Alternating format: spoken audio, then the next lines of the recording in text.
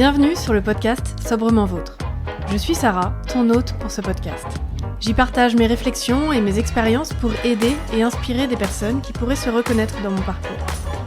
Rejoins-moi pour des conversations sans filtre sur des thématiques qui m'animent sur le mindset et son rôle dans notre vie, la sobriété bien sûr, et le pouvoir de la manifestation. Si tu cherches à te développer, à sortir des schémas de pensée qui t'ont limité jusqu'à présent, pour construire une vie sobre, épanouissante, et bien au-delà si tu cherches à construire ta vie de rêve, alignée avec tes désirs profonds, alors tu es au bon endroit. J'ai à cœur de te transmettre des clés qui m'aident personnellement à me construire une vie alignée et sereine. Donc sur ce magnifique air de swing, let's begin!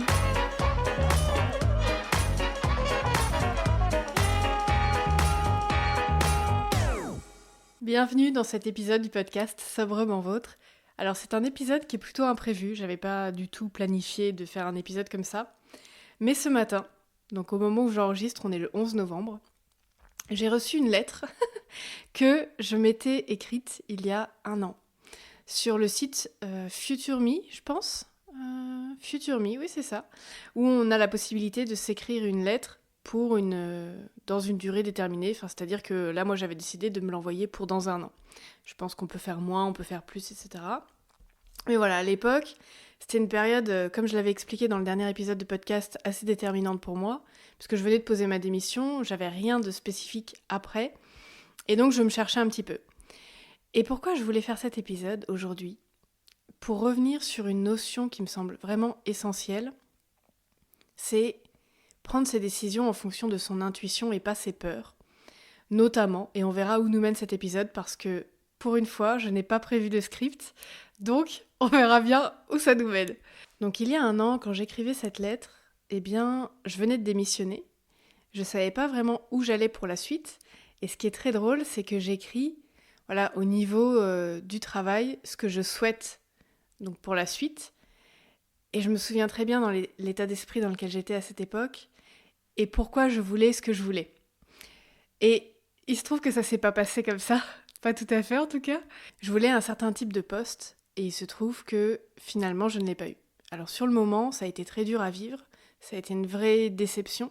Et avec le recul, je me dis que c'est finalement la meilleure chose qui ait pu m'arriver parce que je pense que je ne voulais pas ce poste pour les bonnes raisons. Et ça, je trouve que c'est toujours compliqué de s'en rendre compte sur le moment. Ça nécessite vraiment de se questionner sur pourquoi on fait telle ou telle chose. Et là, pour prendre cet exemple, je me suis rendu compte, avec le recul, que je le faisais par peur, voire par envie vraiment très égotique, de prestige, etc. Et pas forcément pour les bonnes raisons, ou en tout cas je sentais que en mon fort intérieur, dans mon intuition, c'est pas là que ça me menait. Et donc c'est pour ça que je trouve que c'est important, quand on prend une décision, ou quand on essaye de voir comment avancer dans sa vie, de vraiment se sonder soi-même et de se questionner pourquoi je veux aller dans cette direction-là. Est-ce que c'est parce que je suis portée par mes peurs ? Est-ce que cette décision, je sens qu'elle me convient réellement ? À l'époque où moi j'allais pour faire les entretiens pour ces postes, eh bien en fait je sentais en moi-même que j'étais pas bien, que j'étais contractée, que j'étais stressée mais pas un bon stress. C'est-à-dire que je sentais bien que c'était pas aligné pour moi. Et pourtant, je me disais non mais c'est le moment. C'est le moment, là tu viens de poser ta dème, comme t'as rien après, c'est vraiment le moment pour aller là.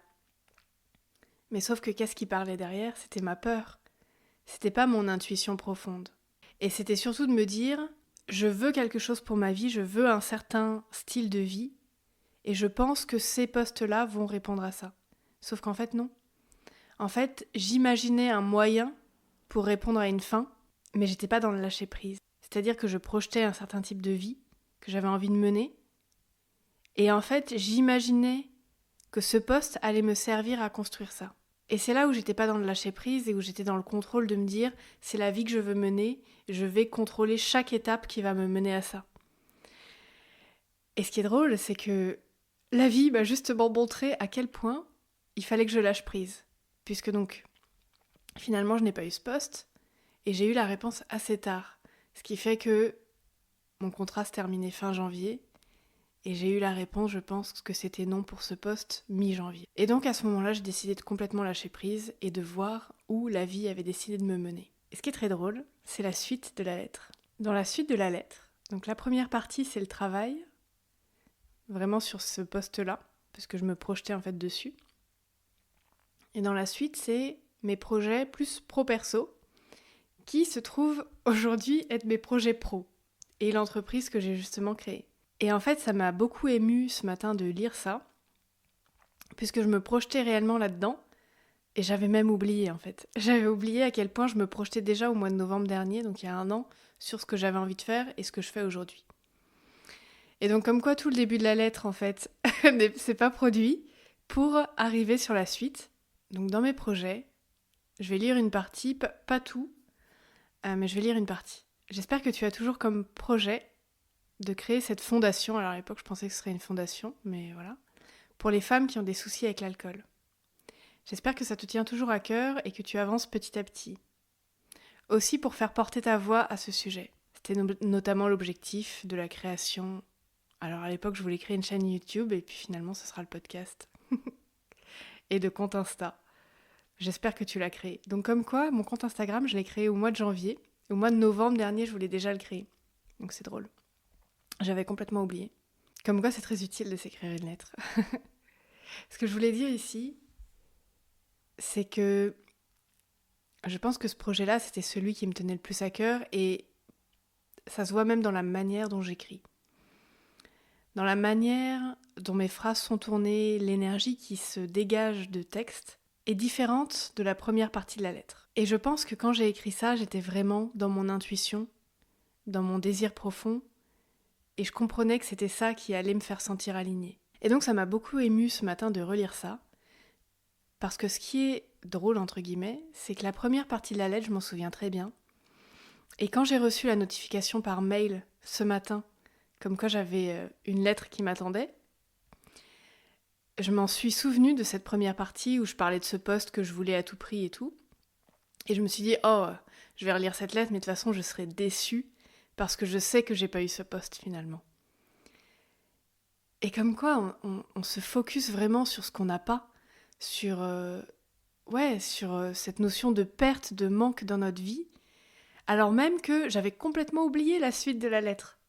Et qui finalement s'est produit. Donc je suis très reconnaissante aujourd'hui déjà d'avoir écrit cette lettre il y a un an, de l'avoir ouverte ce matin, et de me rendre compte à quel point on peut s'enfermer dans un certain état d'esprit, et que c'est important justement de s'ouvrir l'état d'esprit, de changer justement de perspective sur les choses, puisque certes j'ai pas eu ce poste-là, et très honnêtement je pense que ça m'aurait desservi, parce que finalement il m'aurait pas conduit à la vie que j'ai envie de mener, et qu'en fait, ce qui me tenait vraiment à cœur aujourd'hui est en train de se mettre en place dans ma vie. Et j'avais même oublié, en fait. C'est fou de se dire ça. Alors aujourd'hui, quand je relis toute la lettre, puisqu'il y a aussi une suite sur ma vie plus personnelle, etc., je me rends bien compte que tout n'est pas là. Tout n'est pas en place. Il y a certains aspects qui sont plus développés que d'autres. Et pour autant, je suis ultra reconnaissante à un moment d'avoir posé mes intentions pour ma vie, de savoir dans quelle direction je veux aller. Et ce qui est très drôle, c'est que je vais refaire cette lettre aujourd'hui, et je vais la faire pas en mettant en place des moyens, c'est-à-dire pas en décrivant autant dans le détail tout ce que je veux qu'il se passe dans ma vie, mais plutôt en parlant en termes d'émotion, de ce que j'ai envie de vivre. Quelle est la grande projection que je fais pour moi ? Ça, c'est mon moyen à moi qui m'aide. Plutôt que d'être dans le contrôle de comment ça va se passer. C'est vraiment qu'est-ce que je veux, le quoi, le pourquoi dans le sens comment ça m'anime, quelles sont les émotions, et ensuite de laisser la vie faire et de me montrer justement à quel point je m'enferme. Parce qu'il y a ça aussi, c'est que quand on veut décrire à tout prix le comment ça va se mettre en place, on est limité par notre propre pensée et par notre propre imagination.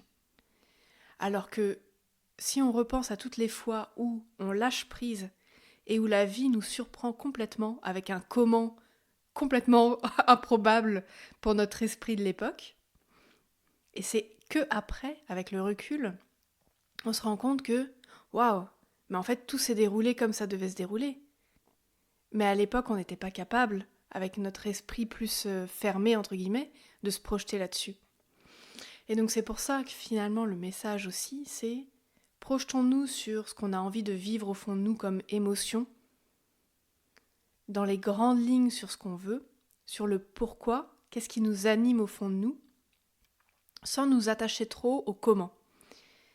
Ça ne veut pas dire qu'il ne faut pas passer à l'action, qu'il ne faut pas mettre des choses en place, tester, voir, parce que rêver c'est bien, mais ici je ne parle pas d'un doux rêve qu'on entretiendrait et qu'on ne met jamais en place dans sa vie.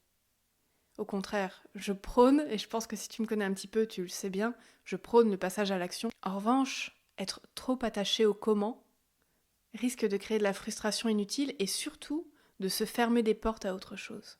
Et donc je vais refaire cet exercice aujourd'hui, je pense, pour m'écrire une lettre pour la moi dans un an, avec les conseils que je viens de te donner ici. Et j'ai hâte de pouvoir la relire dans un an. C'est vraiment un chouette exercice, parce qu'aujourd'hui, je te le redis, ça m'a beaucoup émue de la relire, et surtout de lire certaines parties, alors certes pour les projets que je suis en train de mener, mais même pour la suite. J'espère que tu es cette femme sûre d'elle, indépendante, et en même temps aimante. J'espère que tu es cette femme qui apporte de la lumière autour d'elle partout où elle va.